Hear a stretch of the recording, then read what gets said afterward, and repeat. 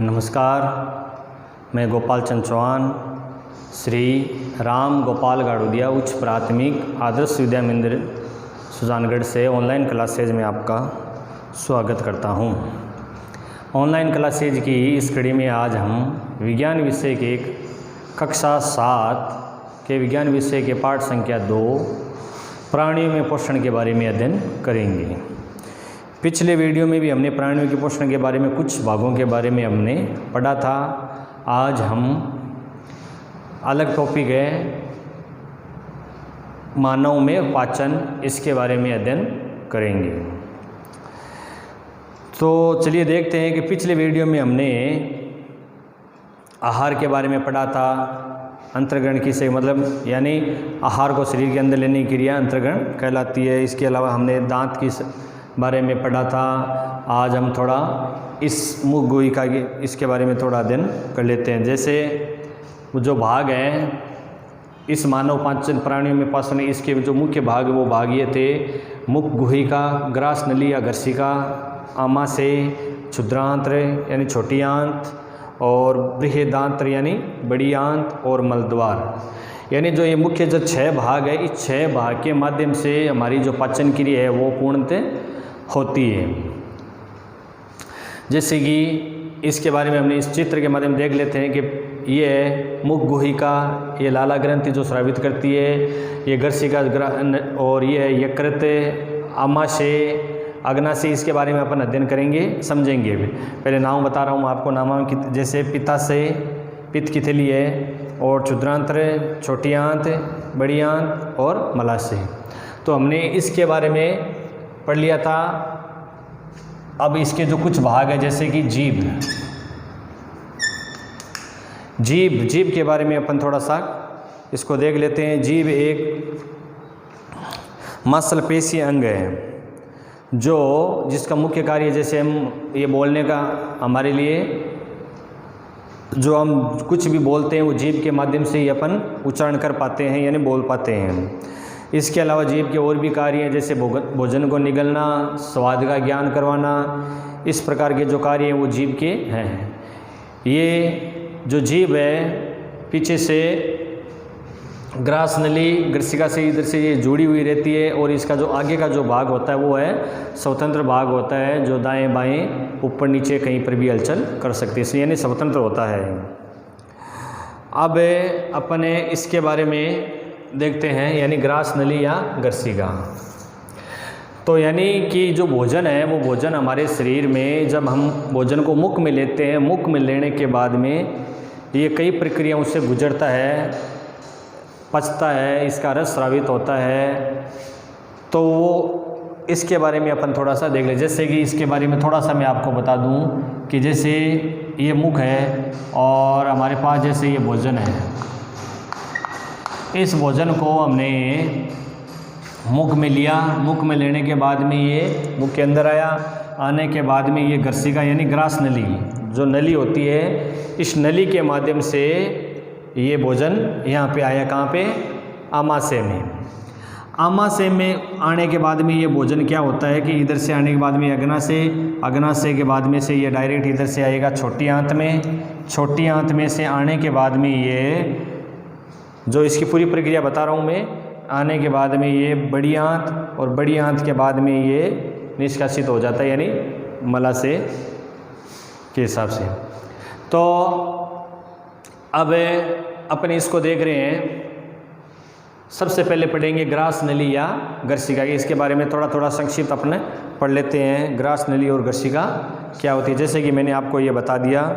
जैसे जो ग्रास नली है उसका जो मुख्य कार्य वो होता है कि निगला हुआ जो ग्रास है, जो भोजन है जो निगला हुआ होता है, वो घर्षिका में आता है।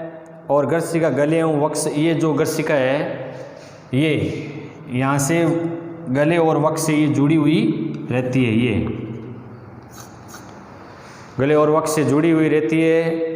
और घर्षिका की जो भीतरी संकुचन भोजन को सरकता जाता है, यानी कि जो इसकी जो ये भाग है जैसे भोजन है ये संकुचित होती है। संकुचित का मतलब यह है कि फूलती भी है, सिकुड़ती भी है। तो इस प्रकार से जो भोजन है, इसको ये भोजन है, इस भोजन को ये धीरे धीरे नीचे सिरकाती है, यानी भोजन को इधर से इधर ऐसे सिरकाती रहती है ऐसे।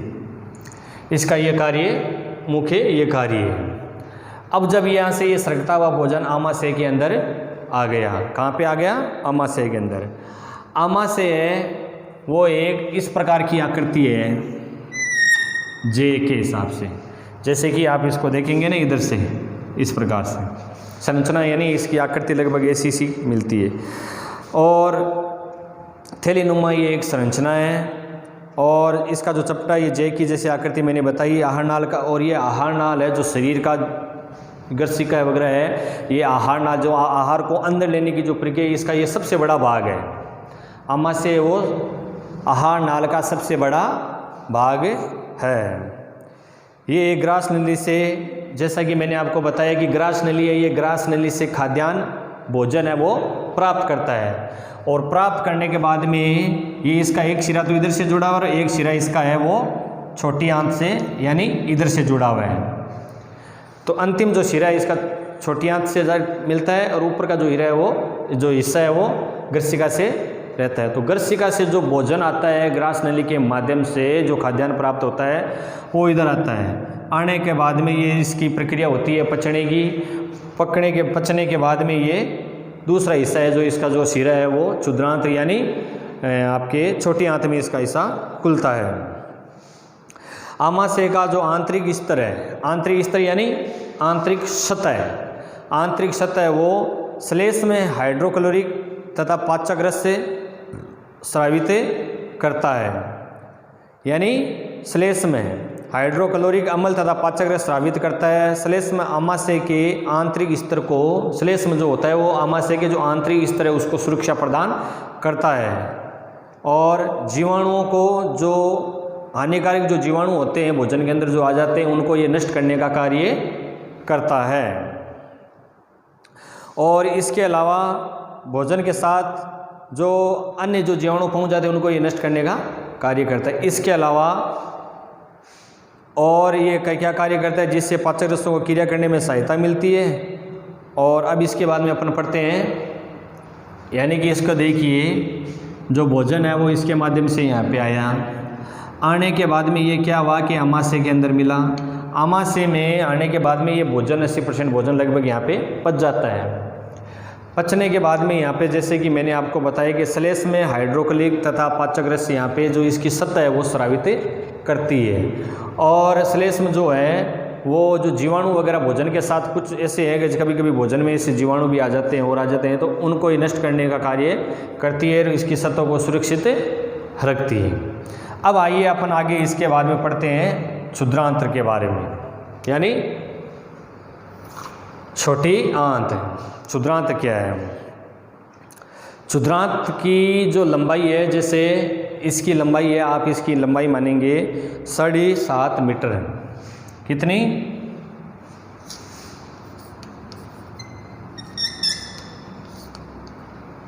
7.5 मीटर लंबी ये संरचना होती है एकदम इसे, और ये इसकी लंबाई सबसे अधिक होती है, और ये कुंडली के रूप में होती है, एकदम कुंडली बनाते हुए रहती है।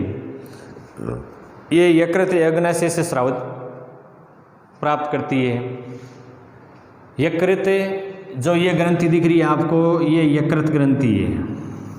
कौन सी ग्रंथि है? यकृत। और ये यकृत और अग्नाशय ग्रंथि, ये अग्नाशय ग्रंथि, इन दोनों से स्रावित रस प्राप्त करती है। यानी जब जो भोजन आता है इस आमाशय के अंदर जो पचता है, पचने के बाद में क्या होता है कि जो ये दोनों ग्रंथियों, जो ये छोटी आंत है वो अग्नाशय और यकृत से दोनों से इसका जो स्रावित रस है वो ग्रहण करती है। और इसके अलावा इसे भित्ति में कुछ रस स्रावित होते हैं। यकृत जो बताया मैंने कि आपको, ये शरीर की सबसे बड़ी ग्रंथि है।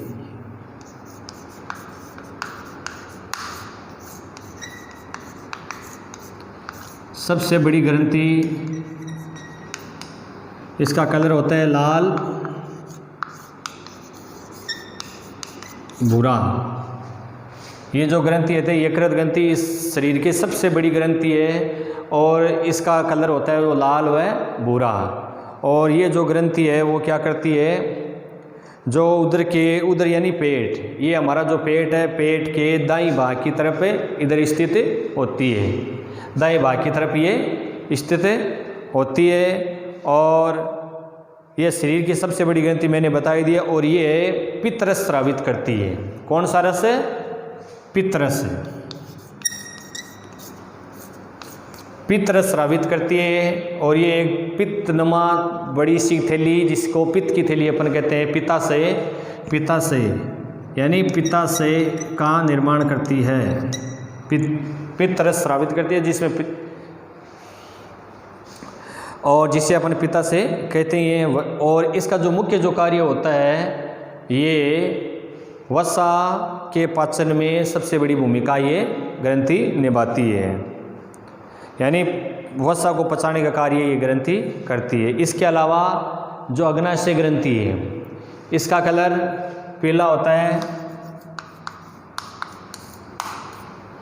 अग्नाशय जो ग्रंथि होती है ये पीले कलर की ग्रंथि होती है, जो आमाशय के ठीक नीचे स्थिति होती है। जैसे ये आमाशय के ठीक नीचे ये ग्रंथि है, वो कौन सी ग्रंथि है? अग्नाशय ग्रंथि। इसका कलर होता है पीला। और यह अग्नाशय रस यानी कार्बोहाइड्रेट व प्रोटीन पर क्रिया करता है, तो इसके शरीर रूप में परिवर्तित करता है।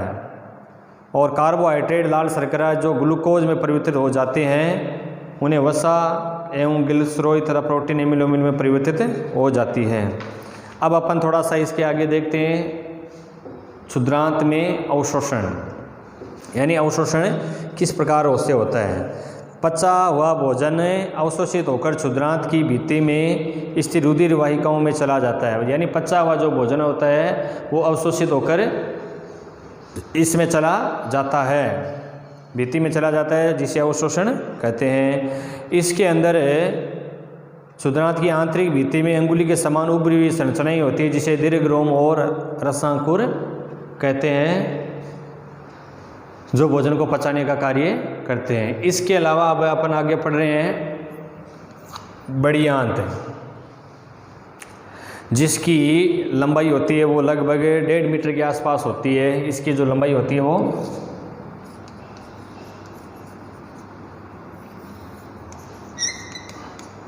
1.5 मीटर की लंबाई होती है। और ये क्या इसका जो होता है कि जब भोजन है इसके अंदर आ जाता है, किसके अंदर? छोटी आंत की, तो इसका जो शेष जो भाग होता है, जो नहीं पका हुआ जो भाग होता है, जो पचता नहीं है, पकता नहीं है, वो इधर से इसके अंदर आता है। और इसका जो भाग जैसे बताया 1.5 मीटर लंबी होती है। इसका मुख्य कार्य जल एवं कुछ लवणों का अवशोषण करना होता है, यानी इसका जो प्रमुख जो कार्य है वो जल और लवणों का अवशोषण करने का इसका जो कार्य है वो प्रमुख रूप से है। और जो बचा हुआ अपचित पदार्थ हो जाता है, जो शरीर के अंदर जो भोजन अपन खाते वगैरह हैं, तो जो अपचित भाग होता है, जो पचता नहीं है ना, वो अपचित पदार्थ मलाशय में ये ले जाने का कार्य करती है। और इसके हिसाब से हमने आज इस जो अपचित जो पदार्थ है वो अब जैसे इसको एक बार में और समझ लेते। जैसे भोजन यहाँ से किया, करने के बाद में क्या हुआ कि ग्रास नलिका के माध्यम में आमाशय के अंदर आया, और आमाशय के अंदर से आने के बाद में ये पचता है। और पचने के बाद में ये क्या होता है कि आमाशय वो पित्तरस स्रावित करता है। पित्तरस जो अधिक रस जो पित्ताशय कहलाता है, यानी यकृत हमारे शरीर की सबसे बड़ी ग्रंथि है। और यकृत और अग्नाशय से स्रावित रस किसके अंदर आता है? क्षुद्रांत, इसके अंदर आता है जो भोजन। और आने के बाद में यहाँ पे उसका अवशोषण होता है। अवशोषण होने के बाद में ये प्रक्रिया, ये जो अपचित पदार्थ है, जो भाग है जो नहीं पचता है, वो बड़ी आंत के अंदर के माध्यम से इधर से होते हुए ये कहाँ जाता है? मलाशय के अंदर। तो आज हमने इस टॉपिक यानी पाठ है प्राणियों में पोषण, मानव में पाचन के बारे में अध्ययन किया है। और आज के लिए बस इतना ही। आगे का जो चैप्टर है वो अगले वीडियो में अपन इसके बारे में अध्ययन करेंगे। धन्यवाद।